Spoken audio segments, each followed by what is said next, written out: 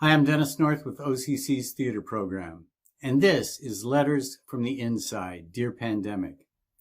So what started out as a fairly simple theater class assignment for theater activities has turned into this poignant, raw, and much needed reflection on our current shared need to connect and to be heard.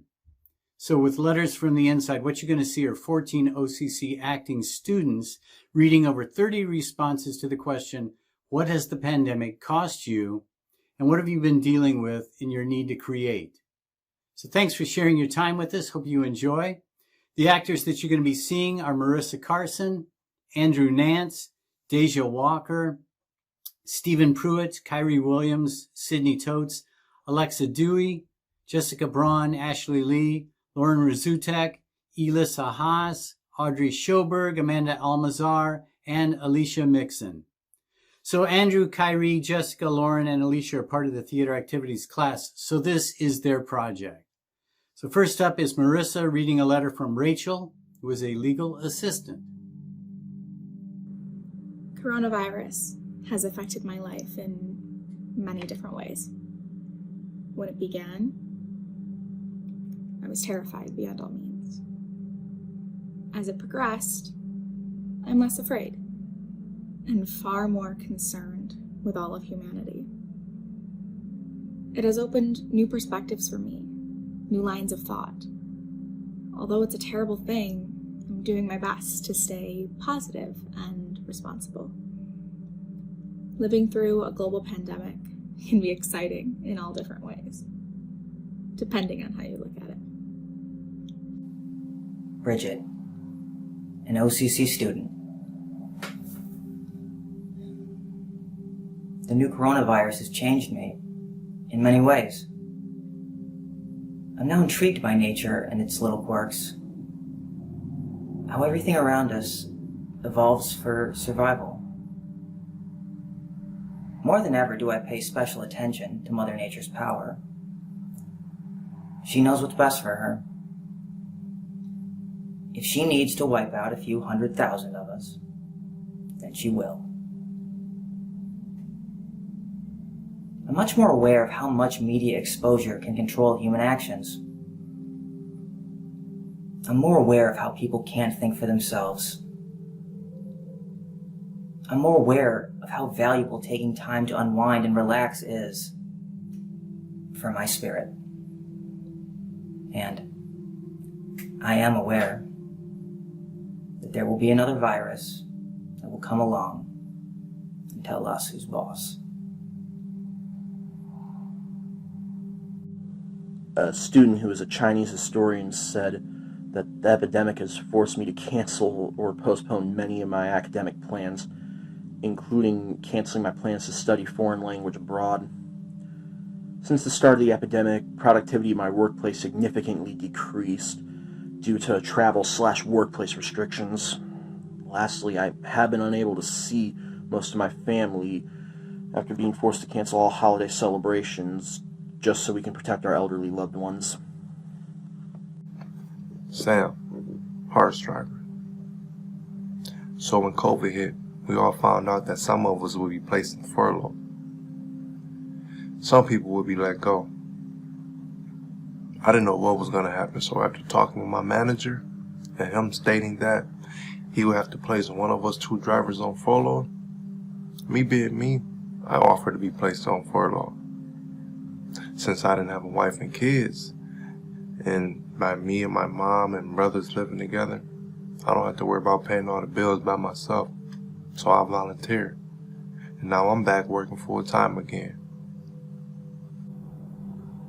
Jordan, an OCC student. COVID has been horrible. Like everybody else, I suffered through the stay-at-home orders and the uncertainty of the virus and of the economy. Like everyone else, my family got hit when businesses shut down. But I was able to see a bright side of it all. More time to spend with my family. More time to get different house projects done that you wouldn't normally have time to do. And more time to discover different hobbies you would have never thought you'd enjoy doing. For me, this was walking every morning at the park with one of my best friends, watching the Lord of the Rings movies with Mom, spending time with my brother while he taught me different concepts about electrical circuits, and learning how to refinish tables with my dad. Now, I learned so much during this pandemic. My relationships with my family members got stronger, and my relationship with one amazing friend, it tripled.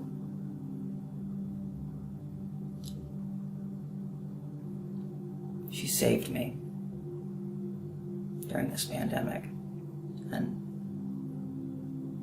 I owe it all to her. Most importantly, I kept my cool. I found different things to be excited about, and I didn't freak out. The pandemic might have sucked, but I got a lot out of it. Things that I am grateful for. Now, I wish a pandemic and a lockdown never ever happens again, but we all got through this one, standing stronger. Kate, actor.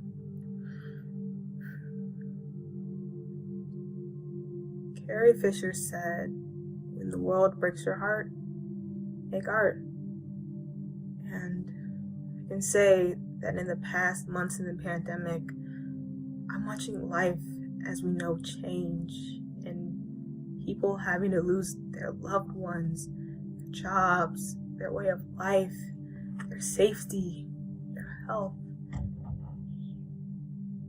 It's definitely broken my heart.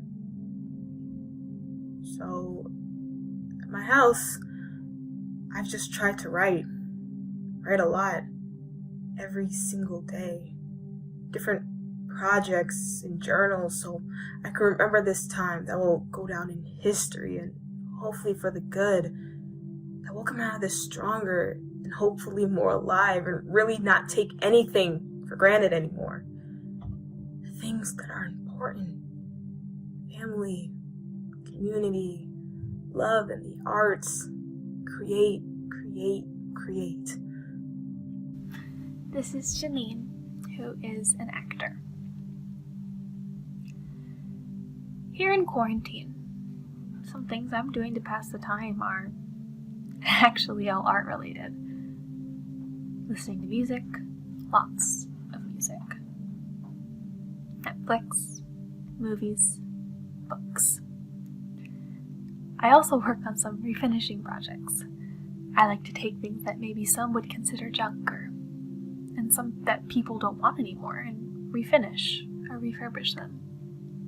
Turn them into something new or something beautiful again.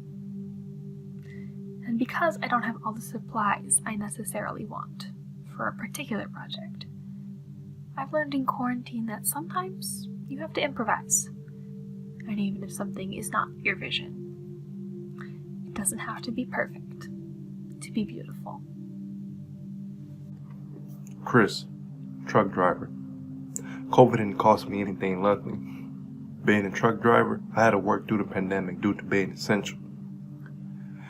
COVID gave me the opportunity to take my mind off of everyday struggles by allowing me to put my focus on places that were more constructive, productive, along with continuing to remain employed, and I had to worry about what my next move was going to be.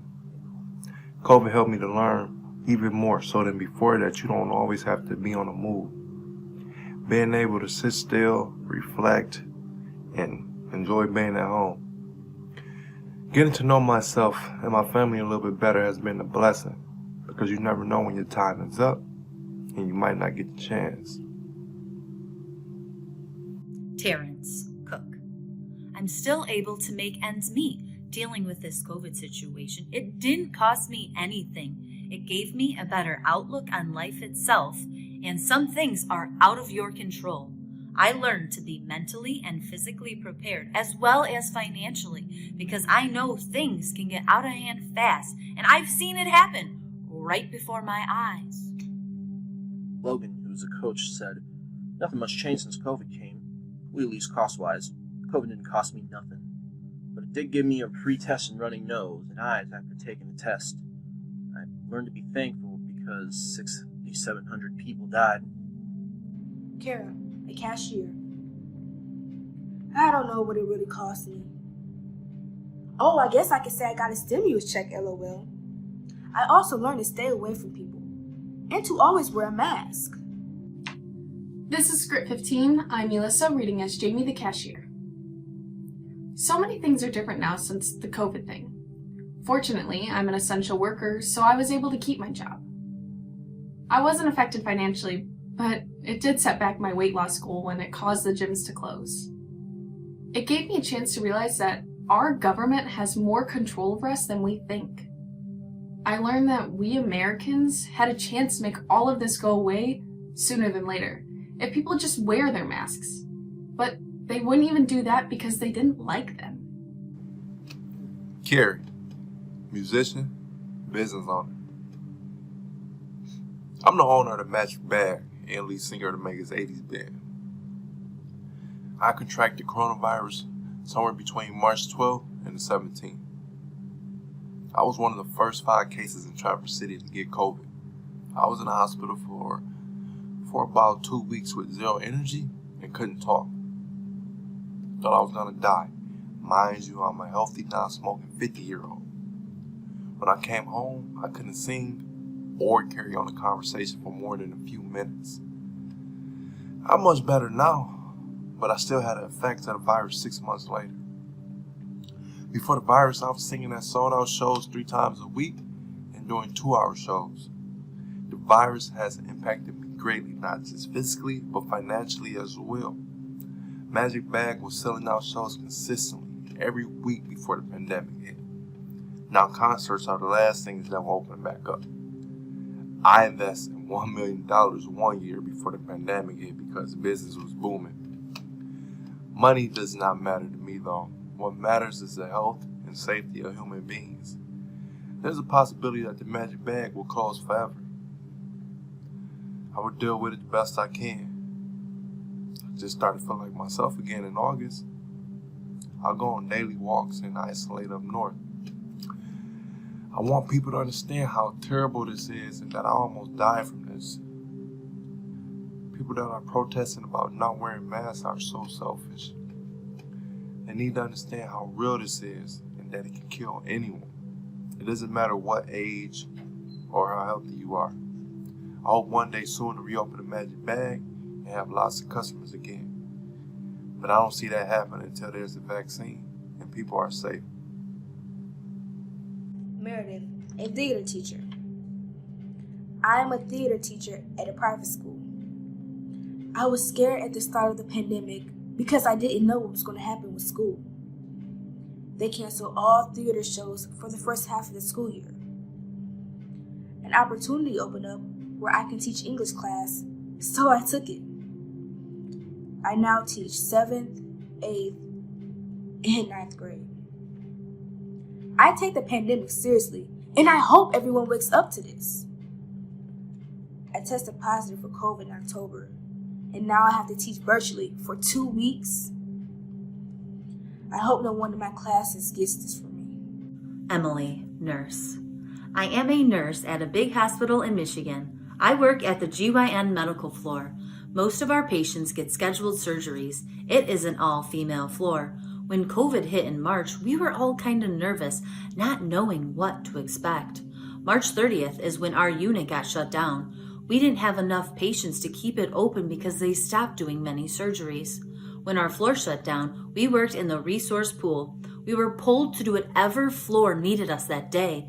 If they didn't need us, we would be canceled that day. After a few months, our manager gave us an option to continue getting pulled, take a long-term replacement, or get unemployed. I decided to keep doing what I was doing, so every day was different. In the beginning, we worked with COVID floors. I remember how nervous I was that day. Was I wearing my PPE correctly? Was I checking on patients? Did I close the door quickly enough? It was all so new, and we learned something every day. Everyone would thank me for being a nurse as if I was saving the country. It was really nice to get some recognition, but at the same time, felt very weird for everyone to praise us as we were simply doing our job.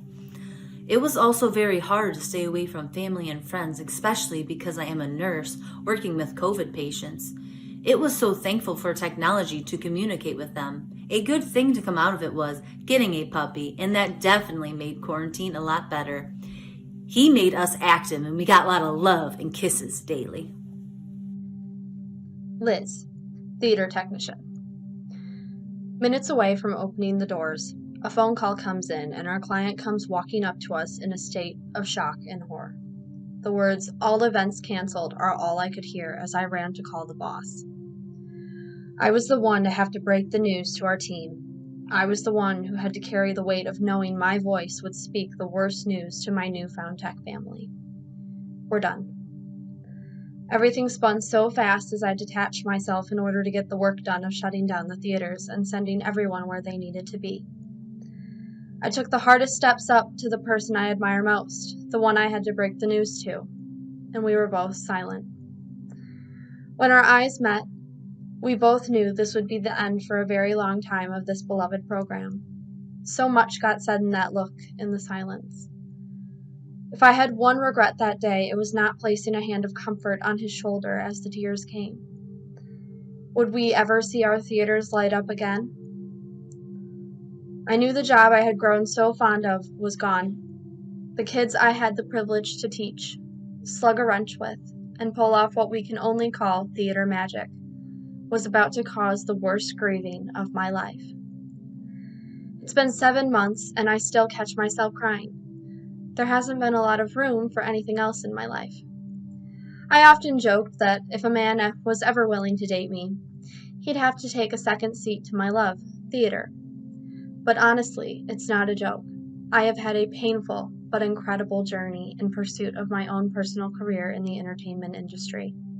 But the reward is being able to take those years on the road and build up a program to help teens who, not much different than I, need a place to belong and a passion to pursue. This is Script 21. I'm Melissa, reading as Chris the actor.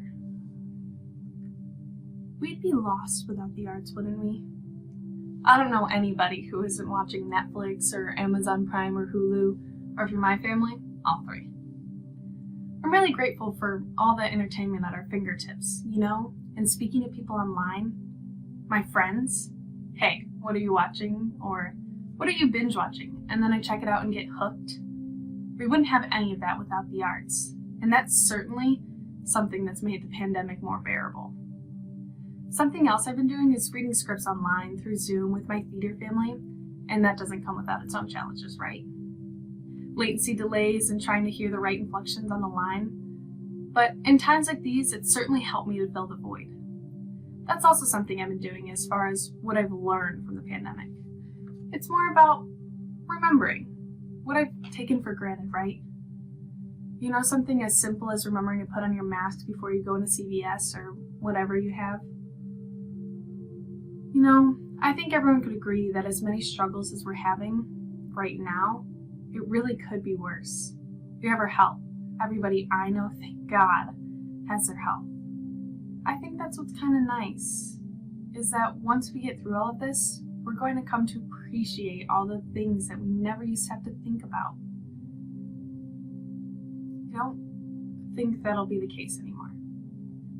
I think that we're always going to remember this, and that's a big takeaway for me, at least. So, that's all I got. Stage managers. They eat, sleep, and breathe one show for months at a time. I don't have any free time. I spent the last 4 years of my life learning and working myself up the ranks in production in order to call that last cue. The last cue of my senior show. This cue will raise a standing ovation in a sold-out show. Lights up on an audience throwing flowers, whistling, and cheering. At that point, all the long nights, drama, and stress will be worth it. I wake up at 6 a.m., nothing can go wrong. I wake up at 6, out of bed by 6:15, boyfriend picks me up at 6:30, at school by 6:45. Every minute counts. First stop is the auditorium, opening the doors to the dark abyss with just one light illuminating the freshly painted green stage. The 7 o'clock bell is the cue to walk to calculus. 2:10. Time to run the dress rehearsal before the show. Frantically getting last-minute cues, running mic checks, finding directors in an ocean of nervous actors. Everything is going perfect, just as planned. The usual 20-minute hold on a downbeat, backstage ankle injury, and crying baby takes place. We run through the show, taking vigorous notes for perfection, getting annoyed and frustrated by the bickering of directors. We are running with no holds. Nothing will stop the practice from stopping. The actors will act unless there is an emergency. Hold! Then it was called. I announced we'd be taking a 15-minute intermission even though it was not time. The company was tired and took the graceful break. Then I look across a worried council of directors. I locked the door to the booth, pulled down the metal window barricade. Every director, manager, and technician was together. We were together when the 3 cases on the news turned into 7, which turned into 246 on March 13th, canceling the show a day before opening, the day before. The months of hard work, money, and time, all gone. There'll be no closing ceremony, there'll be no closure, there would be no more shows. That was the day where it did not all go right. Every minute went wrong, and that had to be okay. Damage control was the worst part. How do you tell a whole company of techs, actors, pit members, and youth chorus children that the one light in a world that was the same every day is over? Soon there'd be no school, no friends, no outings. I became a human tissue to a number of heartbroken fairy tale creatures. Sometimes life will not follow your plan. It does not stop for a plane crash, let alone a missed alarm. Life will throw you curveball after curveball, anything to throw you off. You will never be prepared for it, but when it happens, you cannot focus on all the problems, just the solutions. It doesn't matter if the lead of a Broadway production gets bronchitis, just that we will have an actor sing for them off stage. It doesn't matter that I popped a tire last night. It only matters that I'm buying one now and it'll be solved by tonight. It doesn't matter that the pandemic canceled my show. It only matters what I can find to do with my time that'll be just as productive. Austin, a student. I am one of many whose senior year was put on hold. At first I thought it was amazing to have 2 weeks of no school. But then 2 weeks turned into 3 months. I didn't get to say goodbye to my friends. I didn't get a graduation ceremony where I could walk across the stage and receive my diploma. Mine came in the mail. Nothing special, just a piece of paper that had my name on it, proving that I finished high school. But I didn't finish high school. I didn't get to tie up loose ends. Just a piece of paper. Joe, Detroit police officer. I graduated from the police academy in 2019. I'm a Detroit police officer. When the pandemic and lockdown happened back in March, no one really knew what was going on. The first few months were relatively slow because everyone was social distancing and staying inside their homes. When the George Floyd murder happened back in March, that's when things became a lot crazier and the protests around the country began. Protesters would throw bricks and bottles at officers just trying to do their job. I'm a liberal-minded police officer, so when I'm having things being thrown at me just for trying to do my job, it messes with my head. I've had to deal with anti-maskers who refuse to wear masks.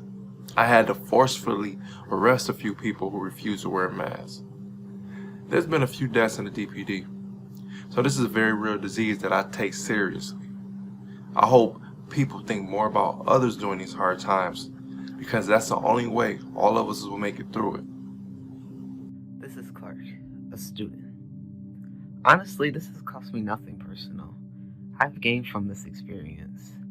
I am a lot happier and I feel comfortable in my own space. I feel almost light. I don't know if that's selfish, but I like the situation I'm in, and for once I feel like I can do the things that I want in my own time and conditions. This is Script 25. I'm Elissa, reading as Desiree, the student. This year is a hard year, but I've learned a lot. It was easy to feel stuck at first, but seeing the protests and movements and families coming together is almost inspiring to me. I feel like as a community, for once, we are listening to one another. And I hope this leads to future change. Brian, an essential worker. My job is considered essential, and the change in environment there has cost me my mental health for the first time. It's mainly due to customers not abiding by the 6 feet social distance restrictions. And although cases in Australia are lower than other countries, I think people still need to understand that things are not completely safe. Just follow the rules. Though some take that for granted. People are also still panic buying, and they are literally stripping the shelves bare. And there's a huge increase in aggression from shoppers.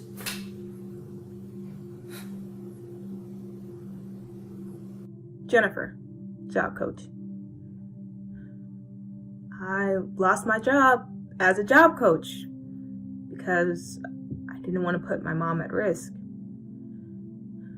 Now I'm being sued by my former employer because they don't want to pay me any unemployment I received after I left. I'm already struggling financially, and now I need to find a way to pay for a lawyer. And I hope I win. Daniel, student. Quarantine has cost me my sanity, my education, and work. I have anxiety, PTSD, and depression, but my insurance won't pay for telehealth, which is an online therapy through my doctor's office. I can't interact with friends in person either because of social distancing, and they were both my support systems. I'm working hard to keep up on college work, but it's hard. Really hard. I don't know why I should have to keep working. It feels like time should have stopped. In regards to relationships, I'd say Corona hurt it because of proximity. The lockdowns and job cuts, which led me to picking up more hours, forced me and my boyfriend, now ex, to reevaluate our lives. We both work in healthcare, so we understood the risks of not staying in and going out. When we did work, we did long hours with busy shifts that drained us. We would go home and immediately go to bed. We didn't eat dinner together anymore. We didn't talk about our days at the end of the night. It got to the point where one of us would get home at 10 p.m. while the other would get home at 12 a.m. to find him asleep. When we did finally have time to talk, we began to discuss things we never had before in our relationship, such as plans for our futures. Turns out, we don't see eye to eye. He wants things that I just can't take on now. These conversations were heartbreaking and always ended in arguments and tension. It got bad, and we finally decided the best thing for us was to go our separate ways. So yeah, the pandemic screwed me over.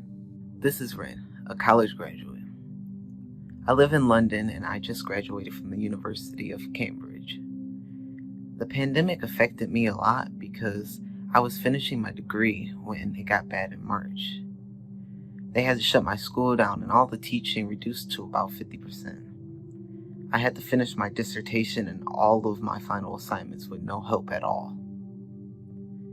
You know, if you follow me on Twitter, you would know that I was considering whether I was going to do a postgraduate degree, but the pandemic kind of chose that for me.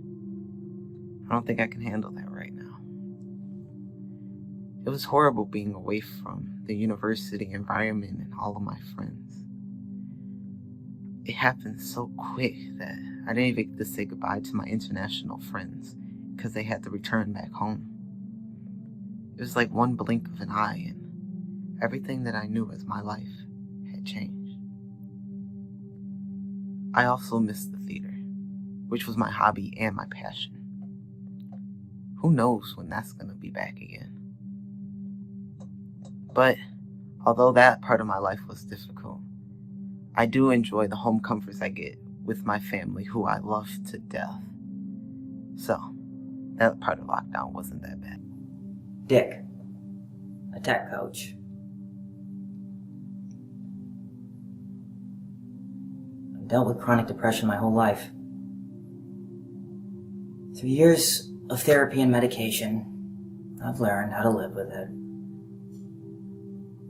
And I've also learned that things like isolation, alcohol consumption, money problems, and loss, they can all trigger it. Now, I think a lot of folks are experiencing depression acutely for the first time. If that is you, then you have my sympathies and my support if you need it.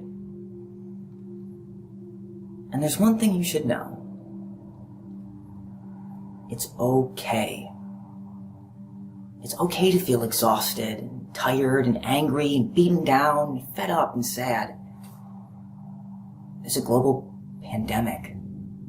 People are dying. People are losing their jobs. They're being evicted from their homes. And the way that we approach school and work has changed completely. You're not wrong.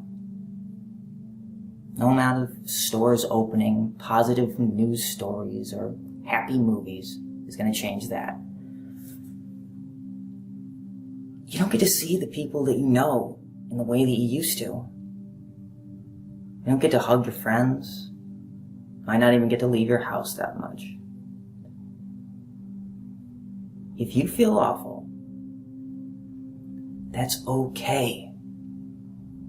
I think most people feel that way, at least a little. It's not your fault. And you don't have a responsibility to anyone to be happy. This is going to be a long, hard winter. And we all need to be there for each other, as much as we're able. So hang in there. Reach out if you need to, and if you can.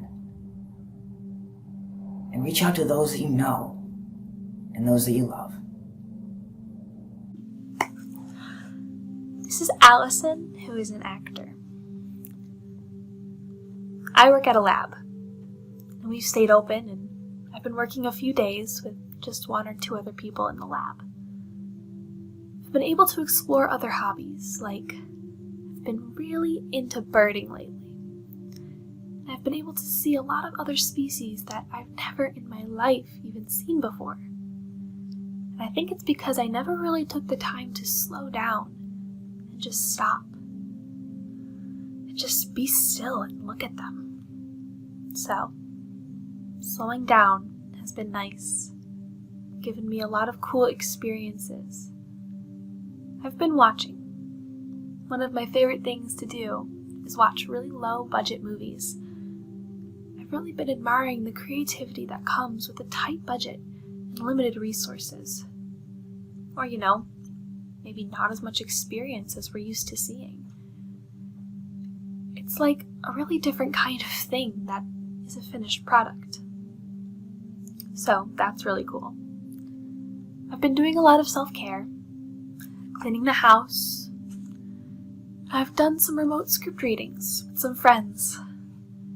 It's always nice to see their faces, even though the glitching audio and technical difficulties. So, my takeaway, what I think we can learn from this whole thing, is that we just need to practice empathy. Every single person on this planet needs to practice empathy. So yeah, we need empathy. Jessica, a student. When COVID lockdown hit in March, I was taking a math class at Royal Oak campus. We had remote 5 weeks left of the semester. Everyone had to relearn how to do technical stuff like uploading tests and assignments. We had Zoom meetings and it became very interesting. When everything got shut down, it changed the world. Everyone had to wear a mask and stay away from each other. I couldn't go out and do the usual fun things. I love going to the show and hanging out with my friends, but it all ended. I could handle that, but my job is a different story. I work at a retirement village taking care of elderly people. There wasn't any COVID cases until November. The hardest part of it all was seeing the residents stuck in their rooms, not being able to visit their loved ones. That was the hardest part of the lockdown for me. One good thing is that I adopted a Shih Tzu with my boyfriend. We needed something good, and he's been great. I'm grateful for my family during this difficult times. Everyone should stick together and be a team. We need this to end. Kyrie, actor. Ever since this COVID situation, I felt like I lost a little bit of my freedom. But at the same time, it made me appreciate life, made me appreciate my family a lot more. I'm like a busybody, so COVID slowed everything down, allowed me to exhale and get a little bit more organized. Plus, it taught me to be more focused, taught me to be more prepared, because things can turn for the worse just like that. I'll be ready next time. Lauren, myself. The COVID-19 pandemic has brought me a great deal of loss. The job that I love so dearly was shut down. I lost my 97-year-old grandfather, and personally, I lost myself. Everything was the same day in and day out. I lost motivation to do pretty much anything. I would sit and ponder the events that took place and how everything got so out of control. Instead of staying in my warm blanket cocoon, I made a decision to turn that loss into drive, to work on myself and to work towards a better life, and I'm glad I did.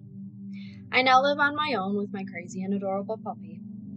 I took all that pain and despair and turned it into joy. I wouldn't change it for the world. This is Alicia, me, a theater student. I'm not gonna lie, when I first heard that we had a break from school, I was over the moon. If I had to do that pacer test in my gym class one more time, I was going to lose it. In all seriousness though, I really wish I would have got to graduate with my high school friends in person. I think about how me and my friends were all huge goofballs, and I would do anything to have one more crazy moment with them. That being said, this past fall semester, I grew to like being at home. Some of my classes are kind of awkward and weird on Zoom, but I think I'm just grateful to be in college at all. My friends are calling me antisocial more than ever, but really I just like the comforts of being in my room, watching my TV, and eating snacks that I chose. Who doesn't love that? Overall, what I think was the most impactful part of the entire pandemic was towards the beginning during the Black Lives Matter protests. I was able to participate in a few, and it was the first time I ever had a great sense of togetherness within a community. I learned that even in a situation like this pandemic, where we all feel isolated, uneasy, and at the end of our ropes, we're not alone. We can get through this if we all just stick together and we take a stand for each other and we protect each other. That's all that matters. So there you have it. Letters from the Inside, Dear Pandemic. We want to thank all of the people who lent their voices and their words and their souls to this project.